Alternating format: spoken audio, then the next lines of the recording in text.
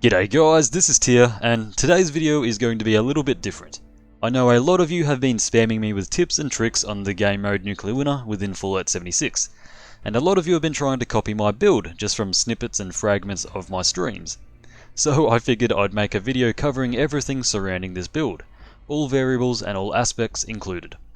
But a brief outline on what this build is would be, honestly, the highest damage output and DPS build for Nuclear Winter possible. We are using shotguns as our main weapon and throwable grenades as a backup weapon, which is incredibly powerful. When I play this build, I literally feel like the Doomslayer, always on the move and ripping and fucking tearing like there's no tomorrow. Let's get right into it. So yes, while this is technically a build video, it's not the typical build video you're probably used to seeing me produce, since it's obviously for Nuclear Winter. Basically, this video will contain background footage of me using this build, which is basically a highlight reel of moments I managed to capture either on stream or through the chance that I happened to be recording at the time. So be sure to enjoy that. I also have separate videos of my highlight reels from Nuclear Winter linked down in the description if you want to check those out, as I do have some amazing team wipes and high kill games displayed with this build. Aside from background footage, this video will go over exactly what your special points need to be set up as in adventure mode, what perk cards you will need to work towards in Nuclear Winter, what weapons and armor you should seek out, what chems you should pick up and when to use them, and finally something that only comes with dedicated practice, positioning and playstyle tips. Firstly, let's go over the adventure mode point selection, because in case you are unaware or are new to the Battle Royale game mode, what your special stats are in adventure mode do affect how many and what leveled perks you can equip in Nuclear Winter. What this means is you will have to have an adventure mode build that you are willing to sacrifice for the sake of having an amazing Nuclear Winter build, or you can just start up a mule account and level him up for the sole purpose of having a Nuclear Winter character. It's a pretty odd system, but for the moment it's what we have to work with. And as you can see here, I am using my melee build, Freya. I have customized her momentarily for this build. Now I will have timestamps for this video in the pinned comment down below, so feel free to navigate to the parts of the video that you actually need. So starting off for this build in adventure mode, your character will have to have the following. At least 3 strength, I have 15 as you can see here, but you do need a maximum or minimum of at least 3. You will need 1 perception. Your endurance doesn't matter for this build, mine is at 4 for reference. At least 9 charisma, that's absolutely essential. A minimum of 3 intelligence. You will need 15 agility, it is absolutely paramount that you have maxed out 15 agility. And finally, 9 luck, no more and no less. Now this will all make sense once I jump into Nuclear Winter and explain the build with the perk cards, but just stick with me. If you're confused, it'll make sense soon on why we need these adventure mode special stats. One more thing I should mention here before we move on, and that is that your special stats here do not alter your effectiveness in any way, shape or form during Nuclear Winter. Having 15 strength does not give you any more carry capacity or melee damage than if you had 1 strength. Same with endurance, it does not give you any more health, so on and so forth. They don't matter, it's just a blanket slate, but like I said, it'll make sense later. So onto the perk selection. This is what we will need to work towards. It will be on screen for the duration of this segment, but I will explain each perk and why I've chosen it. We will want to pick up Master Shotgunner in strength, obviously to deal the most damage possible with our primary weapon of choice. This comes at max rank, which is actually giving us an unlisted 40% damage increase with all shotguns. Obviously take this, and this is the reason why our strength in adventure mode was required to be at least 3. So we could equip this perk. If you see and notice, the perk has a number at the top left of its card. It is 3, that means that we need at least 3 points in strength to equip it. Same goes with the rest of the perks that I'm going to list. Anyway. Next, we will need to take a look in perception and pick up the Skeet Shooter perk. This is essential for the build as it heavily increases our shotgun's accuracy and pellet spread, which in layman's terms basically equals more damage. Since more of our pellets are guaranteed to be hitting what we are actually aiming at, this only requires a perception of 1 to be equipped, so definitely pick it up. Next up is in the Charisma skill tree, where we will be taking the Tenderizer perk, which is by far the most expensive perk to equip, requiring a total of 9 vacant Charisma points to allow us to equip it. Now this perk is amazing, it's astronomically better than its adventure mode counterpart. which only increases your damage by 7% on your consecutive shots. The nuclear winter version, however, increases your damage by 20% after your first attack on an opponent, meaning all shots after your first one literally do 20% more damage. And what's interesting about this perk is it's team-based, which means since you shoot at a person, now all of your teammates also do that additional 20% damage on the target. Pretty fucking tender, I reckon. Next up is an intelligence perk, Demolition Expert, which only requires 3 intelligence points to equip. This is for our backup weaponry that you would no doubt have seen me use on stream and in some of my clips that I have used. This perk card increases all explosive forms of damage by a huge 80%, meaning all grenades thrown will do an additional 80%, and even our grenade launcher rifle, if we choose to use this as a secondary backup weapon, will do 80% more damage. Personally, I like to switch to whatever grenades I may have picked up. If I see a squad tightly grouped up together, I can eliminate mostly all of them with a single well-thrown grenade. This one is really up to personal preference though, and it could be swapped out for something else if you do not wish to use explosives on top of this build for your shotguns. Anyways, the next part is one of my favourite aspects of this build. In agility, we will need 9 open agility points so that we are able to slot in frog legs. This perk allows us to jump, and I shit you not, 300% higher than normal. But after each jump, you will jump slightly less high until you give it a short period to reset. This perk is amazing for gaining height and tactical advantages over your enemies in the game mode, whether you're jumping up a cliff to outrun the nuke zone, or jumping on top of a house to gain the sneak attack surprise on an unsuspecting victim. It's definitely essential to have on. Next up, also in agility, is the Gunrunner perk. This requires a further 6 points of agility to equip. This is why we absolutely need 15 agility points in adventure mode, so that we can equip both of these perks. Gunrunner allows you to move 20% faster while you have a pistol or shotgun equipped in your hands, which is just insane. This is like permanently having Speed Demon active. And no, before you guys ask, it does not stack with Speed Demon or any other speed related perks. This 20% boost is max movement speed in this game mode, which, let's be honest, is an insane tactical advantage over the competition.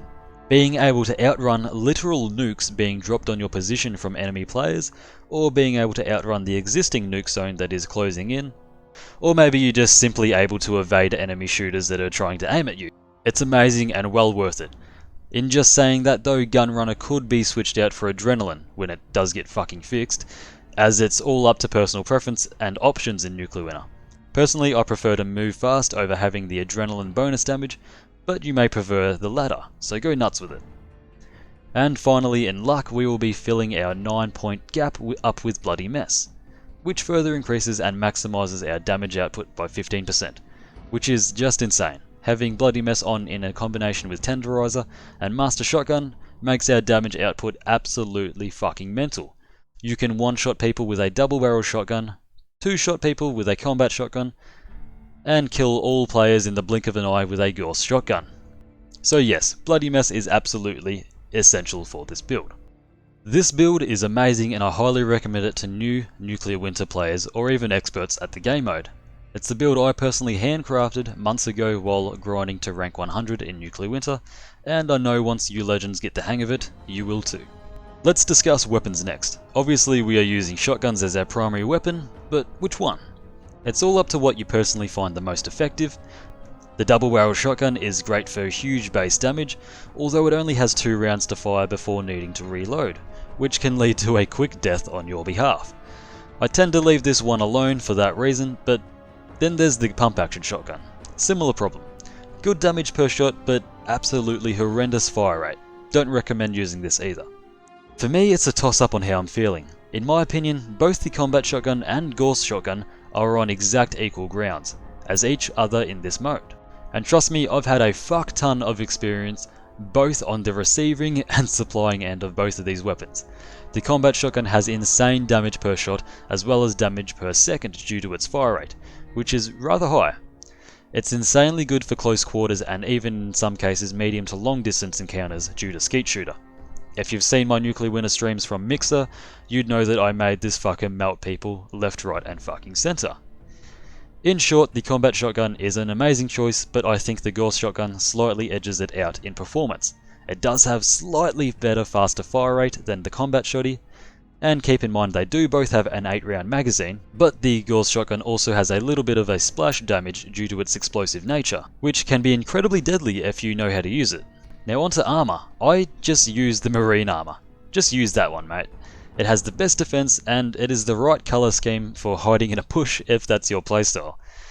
Not really much else to say on that front. Marine armor can be acquired from large red chests, but if you aren't lucky enough to get this, the second best would obviously be scout armor. I don't recommend running in power armor because it's huge and clunky, you make more noise, and you're easier to hit. So yeah, marine armor, in my opinion.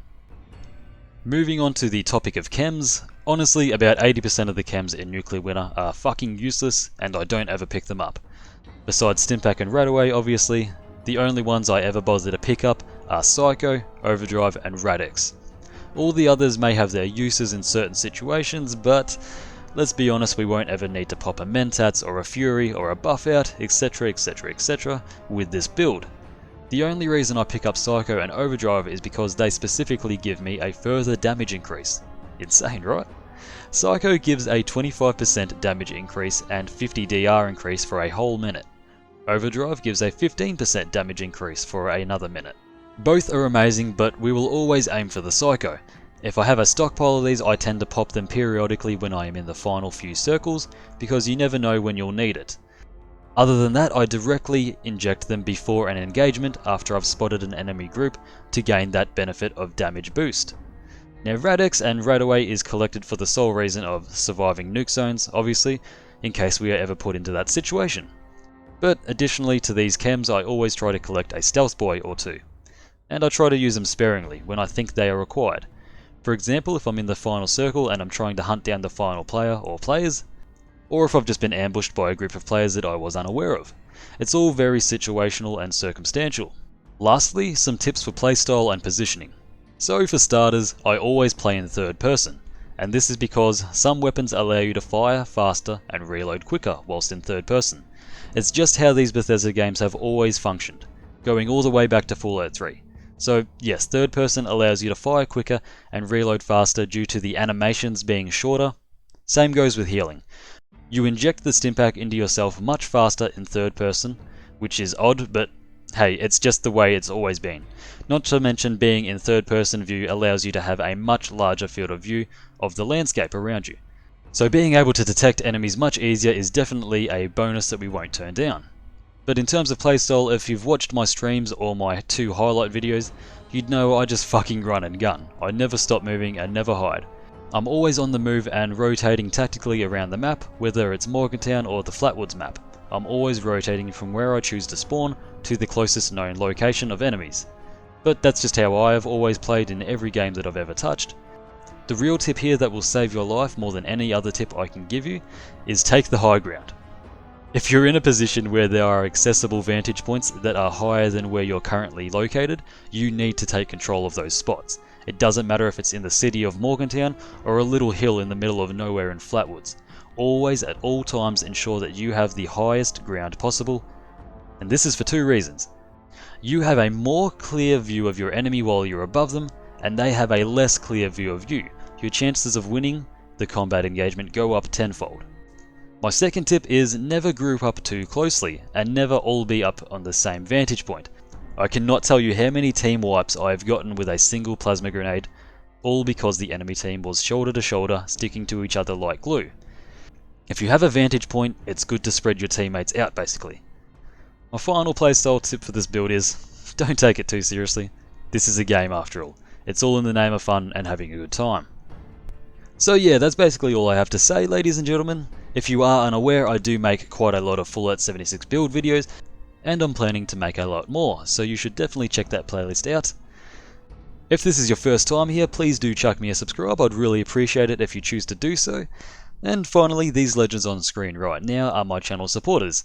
Thank you guys and girls for always supporting my videos. I can honestly say that you guys help fuel the content on this channel, so thank you for going that extra mile.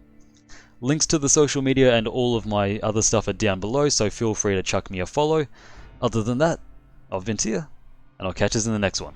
Welcome to Valhalla.